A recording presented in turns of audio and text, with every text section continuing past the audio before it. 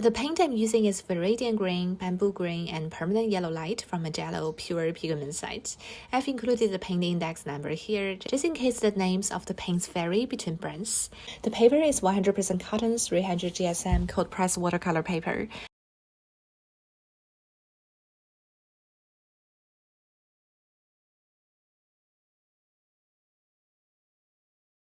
Firstly, I'm washing the whole page with clean water. You can use your larger brushes, just depending on the size of your paper as well. This brush is from Holbein.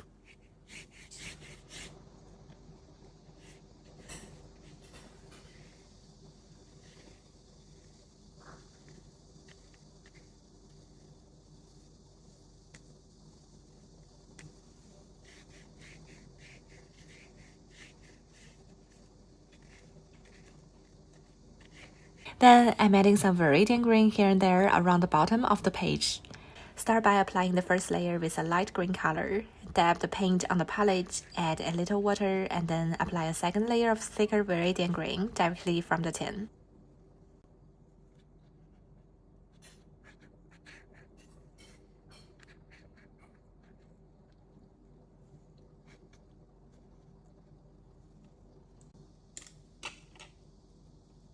Next, I'm mixing Bamboo Green with Permanent Yellow Light for a vibrant yellow-green color.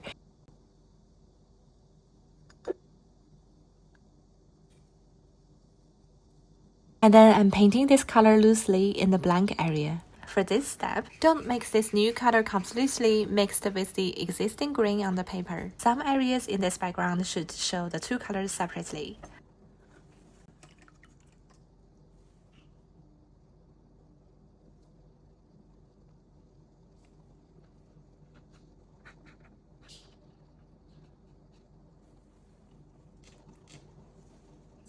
And then I'm mixing more of the bamboo green to the yellow green mixture for a darker mixture and adding it to the paper for more depth.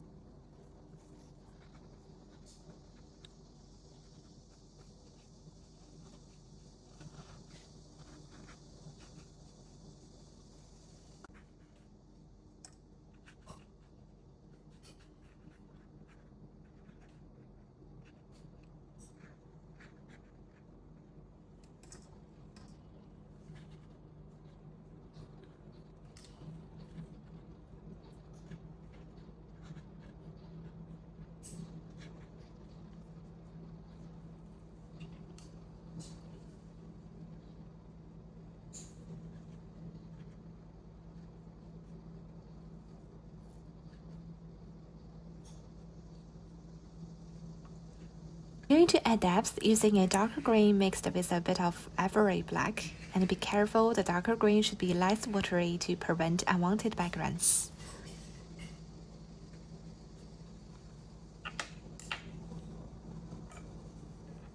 Now I'm adding some Ivory black to the green on my palette to make some dark green and painting the bottom edge of the paper.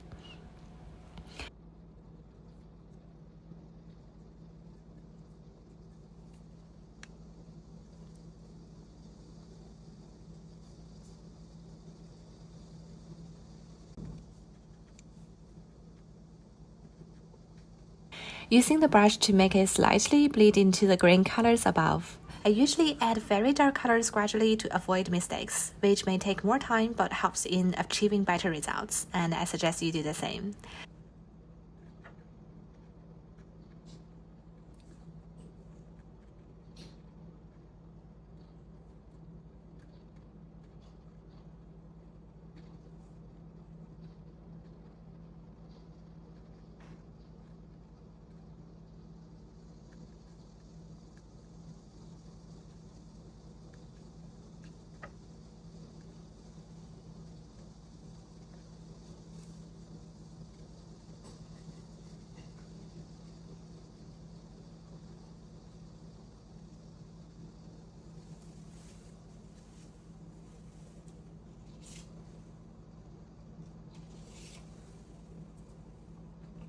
When finishing the top depth with a blackish green, and if you plan to paint something lighter on top, it's safer to switch to a new clean brush rather than washing the one used for the depth. This avoids staining the lighter areas with residual paint.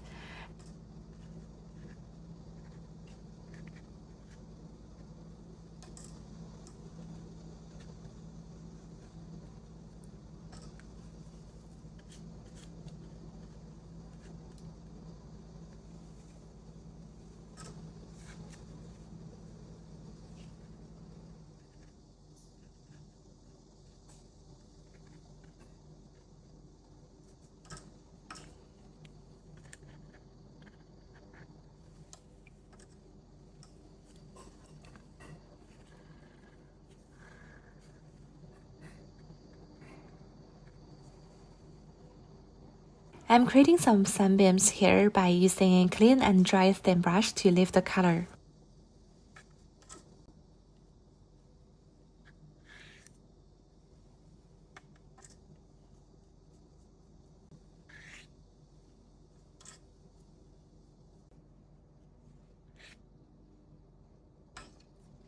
Before the paper is 100% dry, I'm dabbing some small light dots with some remaining colors on the palette, both in the blank area and on the green color.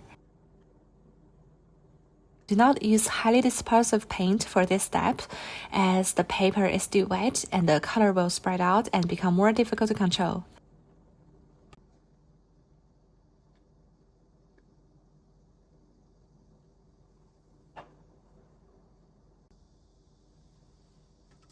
And then we can choose a few large dots to lift from the green area, creating blotchy round bubble shapes.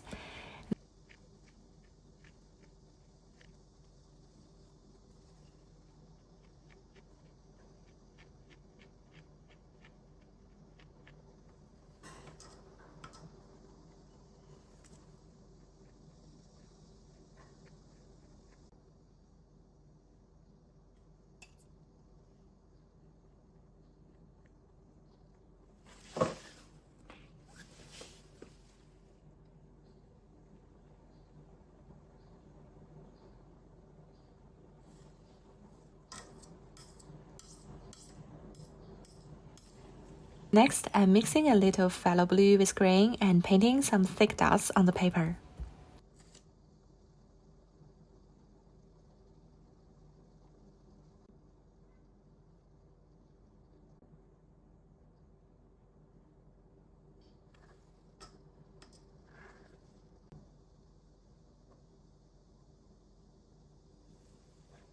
I choose a few dots and extend them into flowers.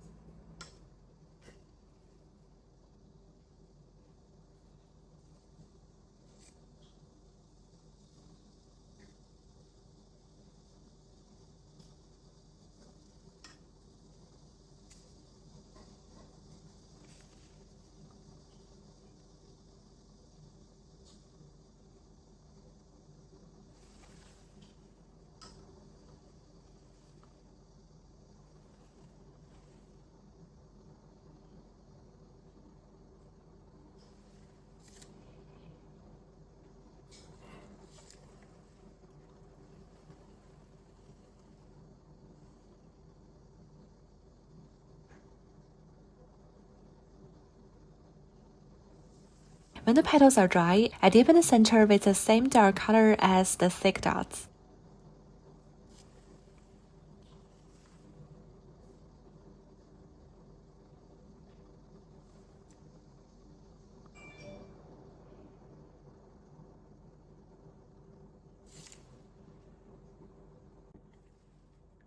For the flower at the top, I'm adding some yellow when extending the petals, so the result will look yellowish.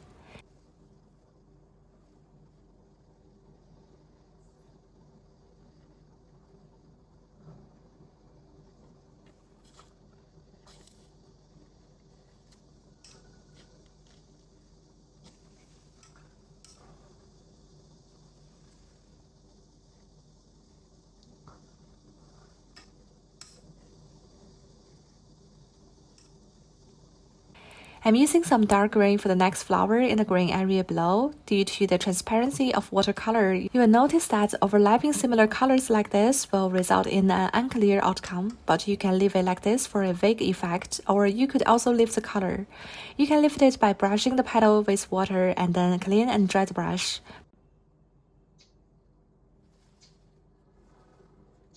Brushing the petals a few times and then use a clean dry napkin.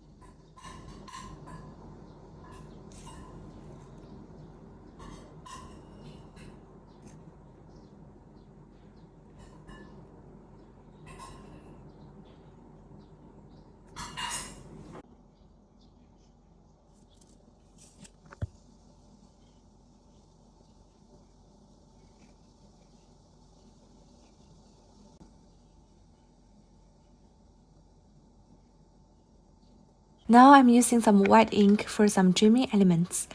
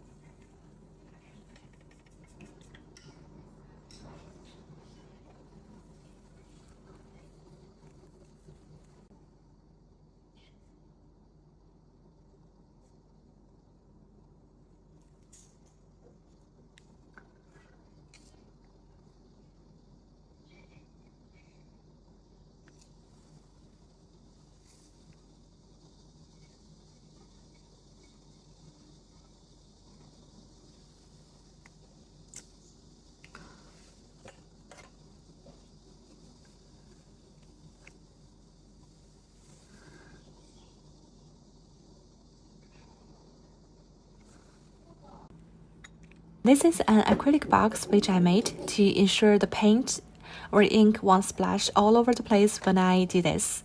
I used to use a small one made out of food packaging, but I thought a clear one would be better for you to see exactly what I'm doing.